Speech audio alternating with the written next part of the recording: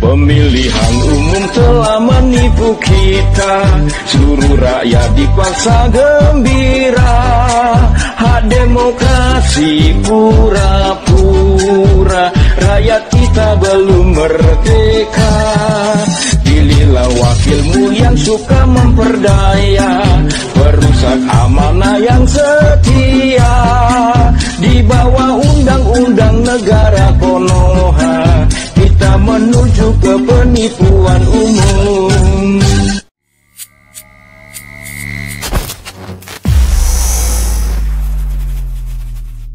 Bismillahirrahmanirrahim. Assalamualaikum warahmatullahi wabarakatuh. Waalaikumsalam warahmatullahi wabarakatuh. Mas Sapria sehat Pak? Alhamdulillah sehat. Balik terus Jakarta kan? Iya. Luar biasa. Terakhir kemarin Pak ya baru balik dari Jakarta. Jakarta. Aksi di 22 April kemarin. Iya betul. Gimana Pak? Ini yang turun langsung nih, kalau saya kan nyimak dari kejauhan nih. Pas April gimana kesan-kesannya Pak di Jakarta kemarin di Patung Kuda itu? Nyampe di sana panas Bang.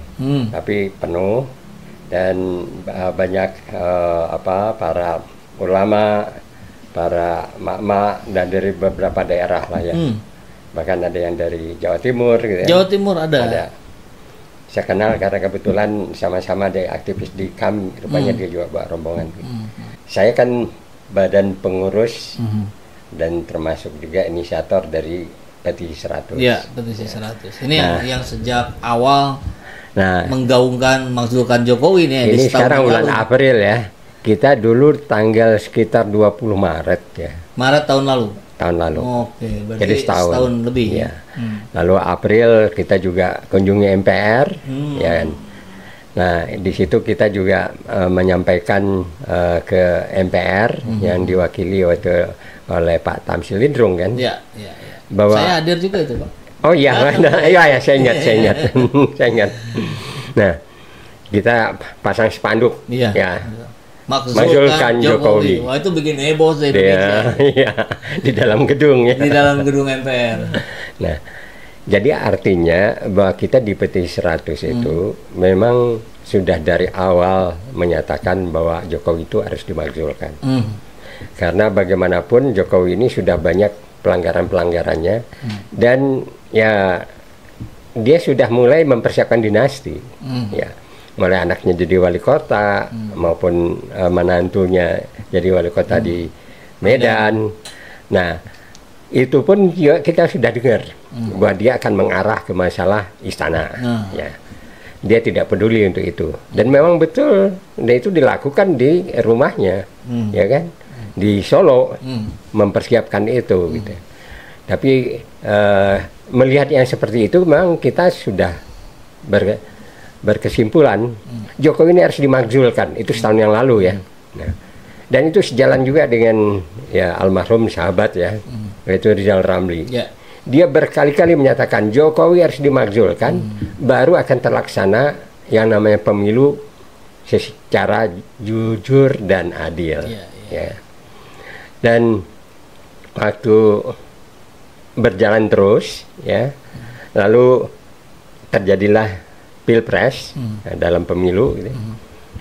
Kita juga sebenarnya sudah merasa yakin tidak ada gunanya ke MK ya kan. Kita tetap punya keyakinan MK itu sudah tidak bisa kita gunakan untuk mencari keadilan dan kebenaran. Sudah jadi bagian dari masalah. Dan itu kan terbukti waktu keputusan Paman Usman ya kan, yang dengan sewenang-wenang sebagai seorang pimpinan MK ya kan, lalu dia juga mengadili perkara itu walaupun itu melanggar undang-undang kehakiman ya, dan keponakannya dia menangkan dengan berbagai cara, walaupun misalnya kalau diteliti keputusannya juga seakan keputusan yang sangat rusak gitu. Karena yang menyatakan hakim untuk mendukung di samping batas umur 40 dan lalu menjabat sebagai atau punya pengalaman di kepala daerah, dia setingkat wali kota atau bupati, itu cuma 3 hakim. Yang lainnya gubernur, ya setingkat gubernur, lalu yang 4 lagi menolak. Ya. Artinya apa? Bahwa di Mahkamah Konstitusi ini sudah jadi sarang, ya, melanggar yang namanya aturan-aturan kehakiman. Dan itu terbukti bahwa MK memutuskan, ya, Paman Usman ini pelanggar etika berat. Ya. Ya. Dan diturunkan ya, dari dan sayangnya diturunkan. Hanya diturunkan. Masih tetap berkantor di situ, ya kan? Dan masih memanfaatkan fasilitas sebagai ketua MK, walaupun jabatannya sudah tidak, ya. Dan juga tidak diperkenan untuk sidang. Tapi ada di situ. Satu gedung. Ya. Barangkali satu itu juga juga. kepanjangan tangan daripada istana. Iya, kepanjangan tangan dari Jokowi. Harusnya logika itu mudah ya di sana. Kita cuman melihat bahwa ada perubahan, ada Soehartoyo, ya kan? Beranggapan bahwa Soehartoyo akan berbeda dengan Paman Usman. Karena kemarin dissenting opinion ya. Sekarang pindah haluan. Ya, pindah haluan, ya kan? Ya. Artinya kita sudah melihat bahwa MK ini memang tidak akan pernah bisa diharapkan mengadili secara apa yang diinginkan oleh masyarakat. Kalau begitu solusinya apa Pak, untuk MK ini? Ya, kalau dilihat dari sejarahnya, ya setelah reformasi dan dilakukan sidang-sidang MK dari setiap sengketa pilpres, tetap saja mereka dengan perhitungan yang ya istilah saya drama Korea ya. Jadi selalu dimenangkan dengan angka. Ya kan? Kalau dulu ada 9 jadi 6-3. Kalau sekarang jadi karena 8 jadi 5-3, ya kan? Itu tapi tetap saja gitu ujungnya ya. Artinya apa? Artinya memang satu kebenaran cuman diatur melalui ya pemungutan suara. Nah, kebenaran itu jadi hilang kan. Ada bahwa beberapa hakim yang dissenting opinion, ya kan. Dan itu juga menyatakan hal-hal yang sependapat dan samalah dengan pemohon dan apa yang diharapkan oleh rakyat kan. Tapi melihat gejala begini ya, tidak ada gunanya MK. Karena akan dimenangkan saja kekuasaan dengan pemilihan, dengan pemungutan suara. Jadi kalau yang paling tepat itu MK itu harus dibubarkan. Bubarkan ya. Dibubarkan. Oke, bisa itu. Wah, ini kan yang namanya undang-undang kan. Undang-undang itu kan bisa dirubah. Ya kan? Dari undang-undang kita kembalikan bahwa tidak perlu ada MK, dan tugas-tugas MK itu kan cuma menguji antara undang-undang dengan ya. Nah, ujian-ujian undang-undang yang dilakukan mereka juga seenaknya. Bagaimana mereka menguji untuk perpanjangan usia KPK. Oh iya, KPK. Bagaimana mereka menguji yang 0% itu dengan alasan legal standing legal dan menyatakan juga bahwa itu adalah kerjaan DPR yang tidak punya kewenangan. Tapi begitu ada keputusan undang-undang pemilu, mereka bisa seenaknya merubah, ya kan? Artinya ini sudah tidak bermanfaat buat melahirkan keadilan kebenaran. Jadi MK di Indonesia itu berbeda dengan MK yang ada di luar negeri. Mereka punya integritas orang-orangnya. Ya.